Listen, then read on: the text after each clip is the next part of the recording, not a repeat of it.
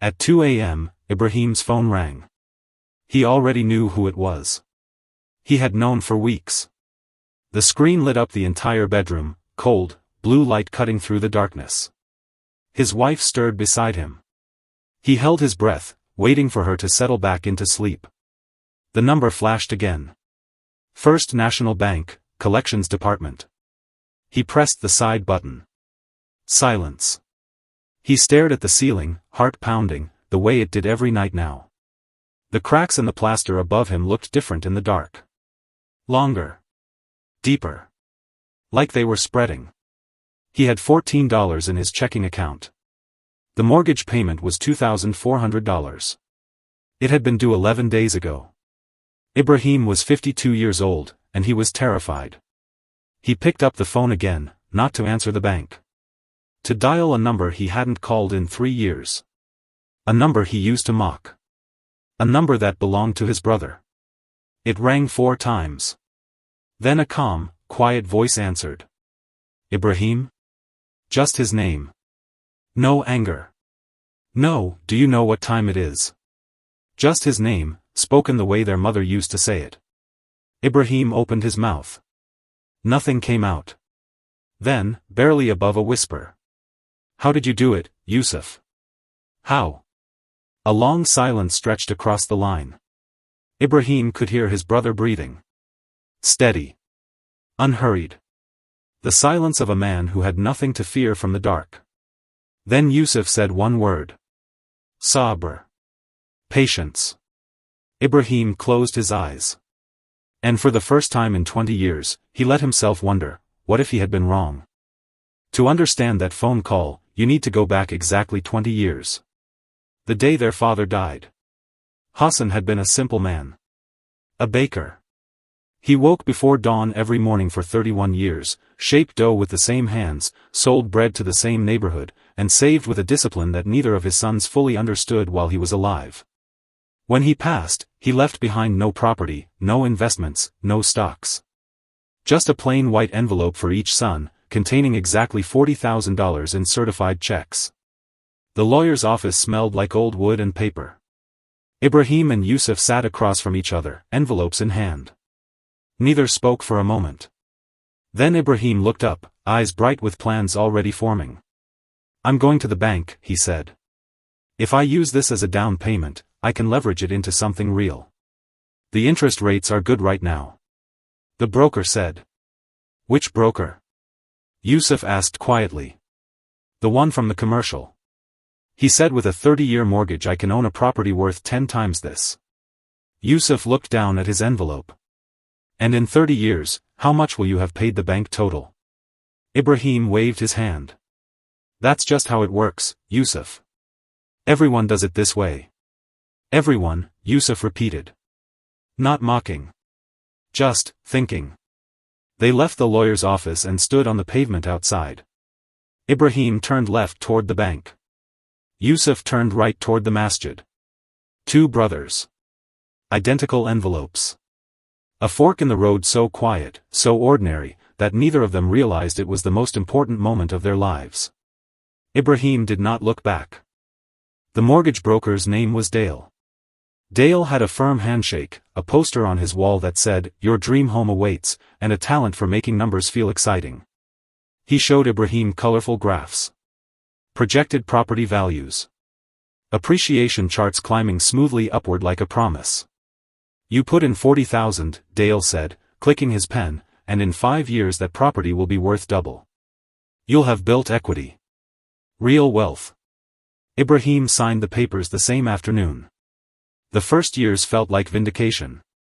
The house was beautiful, 3 bedrooms, a backyard, a garage. His wife loved it. His colleagues admired it.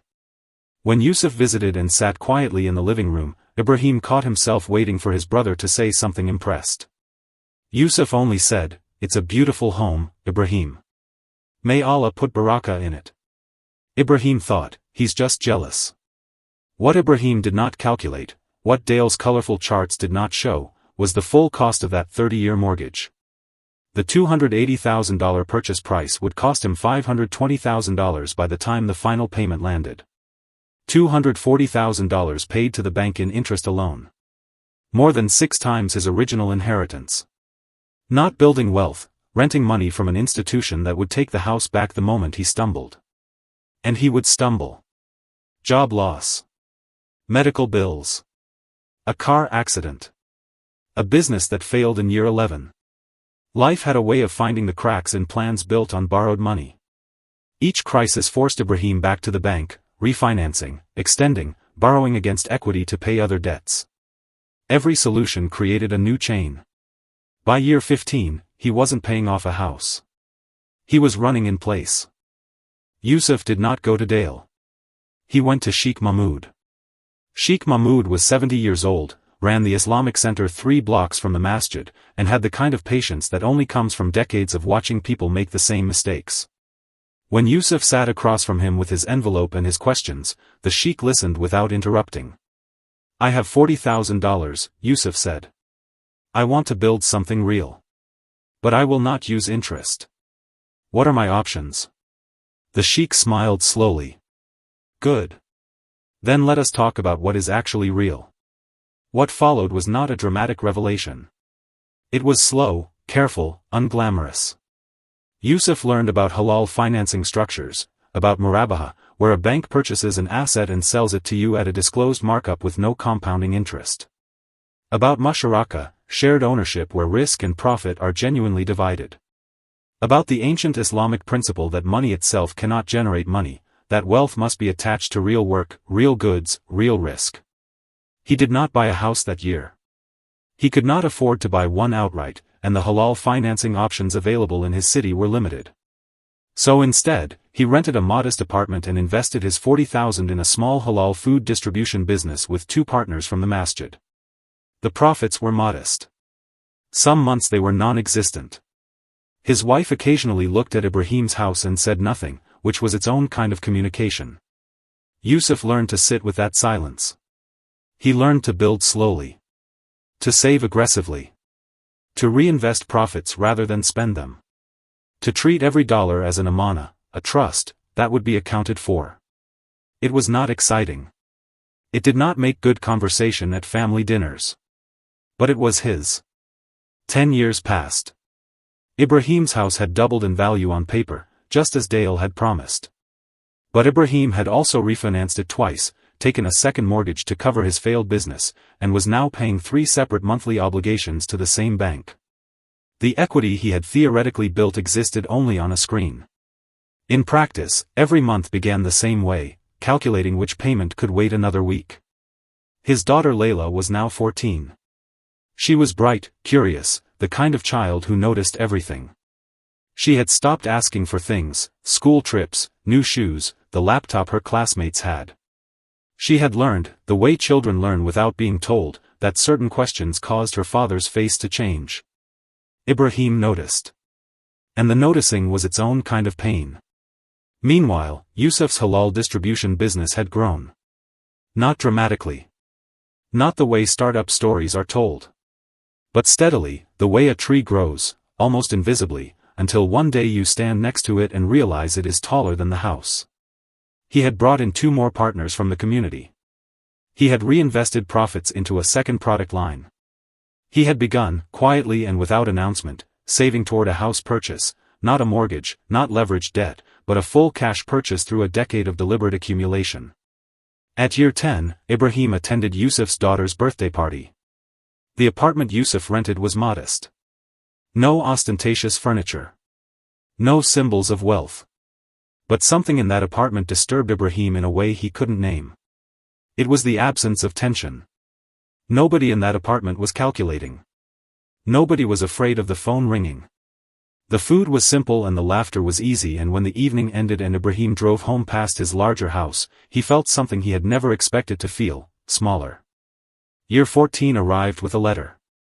Ibrahim had seen the warning signs for months, the overtime hours cut, the department restructuring announcements, the way his manager stopped making eye contact in the corridor. But knowing something is coming does not always prepare you for the morning it arrives in a white envelope on your desk before 9 a.m. Redundancy notice. Effective in 30 days. He sat in his car in the company car park for 40 minutes before driving home. He did not call his wife. He did not call his brother. He drove home and sat in the kitchen and looked at the house around him, at the walls he had painted himself, the floor he had chosen, the garden he had planted for Layla, and understood, with a clarity that felt almost physical, that none of it was his. It had never been his. It belonged to the bank.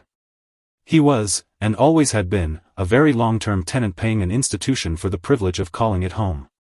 The next 6 months moved with the mechanical cruelty of systems designed without mercy. Without income, the mortgage payments fell behind. The bank's letters began arriving with increasing urgency, polite at first, then firm, then legal in tone. Ibrahim found work, a lower position, half the previous salary. It was not enough. He refinanced again, extending the mortgage term, reducing monthly payments, and in doing so mathematically guaranteed he would never pay the house off before retirement. The night he signed those extension papers, he went to the bathroom so his wife would not see his face. He was not ashamed of struggling. He was ashamed of the specific way he was struggling, trapped in a system he had chosen freely, that he had defended to his brother 20 years ago, that he had called smart. The same week Ibrahim received his redundancy letter, Yusuf made a purchase. Not a leveraged investment. Not a mortgaged asset. A purchase. He handed over a cashier's check, the accumulation of 14 years of halal business income, careful saving, and reinvested profits, and received in return the deed to a 3-bedroom house in a quiet neighborhood 12 minutes from the masjid. No bank was involved. No interest had been paid. No institution held a claim on what was now, in every legal and spiritual sense, his family's home. The seller, an older man named Mr. Patterson, had been selling houses for 30 years. He looked at the cashier's check and then at Yusuf for a long moment.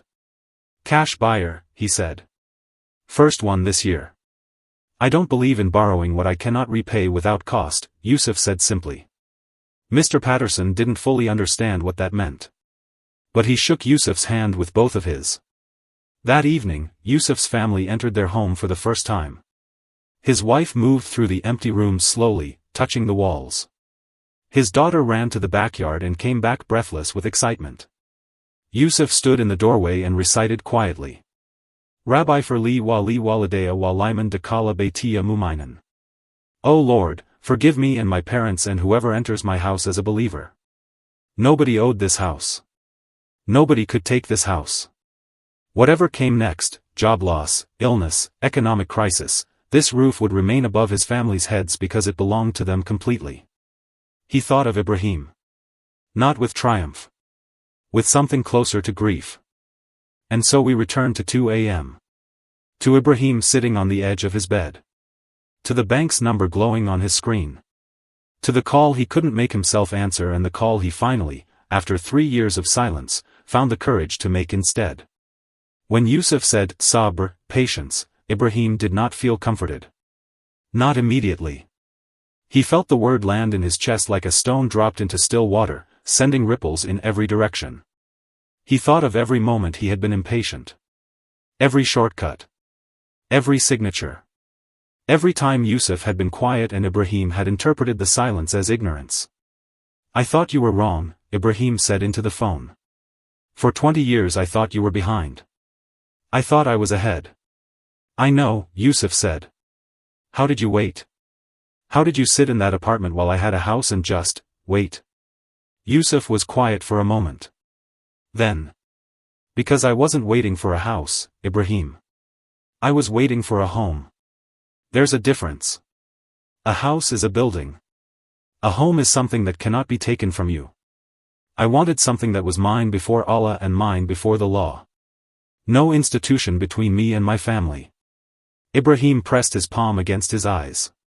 "What do I do now?" "Now," Yusuf said, "you start. Not over.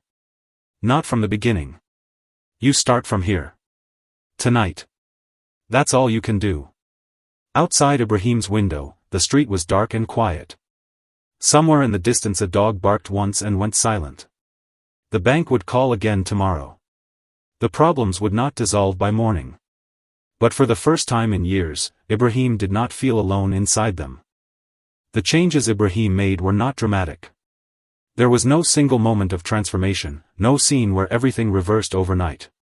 Real change rarely works that way, and Ibrahim had learned, at great cost, to be suspicious of things that promised too much too quickly. He called Yusuf again the following week. And the week after that. Yusuf connected him with Sheikh Mahmud, the same elderly scholar who had guided Yusuf 20 years earlier, now in his 90s, still patient, still unhurried. Ibrahim sat across from him the way his brother once had, and asked the same question. I have almost nothing. What can I do from here? The sheikh smiled the same slow smile. Almost nothing is still something. And something, managed with taqwa, can become barakah. Ibrahim began learning. Not quickly, he was not a quick learner anymore, and he had lost the arrogance that had once made him skim surfaces. He learned about halal financial restructuring. About negotiating with creditors. About the Islamic concept of dain, debt, and the specific spiritual weight it carried, the hadith that the Prophet had said he would not pray janazah over a man who died with unpaid debts, until a companion offered to cover them. He began attending the halal finance workshops Yusuf's masjid ran on Saturday mornings. He sat beside men 20 years younger than him and did not let pride become another obstacle. He talked to his daughter Layla, really talked to her, honestly, about what had happened and what he was trying to do differently. She listened with the focused attention of a child who has been waiting to be included in the truth. When he finished, she said, Baba. I never needed the laptop. I just needed you not to be scared. This story is not about money. It was never about money. It is about what we trust. About the systems we choose to live inside. About the difference between a decision that feels smart in the room with Dale and his colorful charts, and a decision that holds up when life arrives in its full, uncooperative reality. Ibrahim and Yusuf were not different men. They were not born with different intelligence or different character. They made, in a lawyer's office on one ordinary morning, different assumptions about what security meant. Ibrahim assumed security meant having more now, leveraged against the future. Yusuf assumed security meant owning completely what you had, however small, without any institution holding a claim above you. The Quran does not merely suggest the avoidance of riba. It declares war against it. Not metaphorically, the word used, harb, means armed conflict. Allah and His Messenger declare war against those who consume interest after the prohibition has reached them. This is not a minor preference. This is a boundary drawn with the full weight of divine authority. But this video is not a lecture. You already know the ruling. What this story asks, what Ibrahim's 2 a.m. phone call asks, is a simpler and more personal question. Which brother are you right now? Not which brother you were born to be. Not which brother you wish you were. Which brother are you, today, in the actual decisions you are making with the actual money in your actual life? Because the fork in the road that Ibrahim and Yusuf faced was not a dramatic crossroads. It was a Tuesday morning. A white envelope. A choice that felt, at the time, entirely mundane. Those choices are available to you right now. The halal path exists. It is slower. It is less immediately impressive.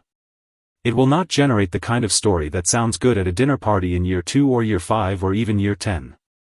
But in year 20, when the phone rings at 2 a.m., you want to be the one who answers it with nothing to fear. Make the choice Ibrahim wished he had made. Not because it is easy. Because it is yours. Completely, permanently, unalienably yours. And that, in the end, is what barakah looks like.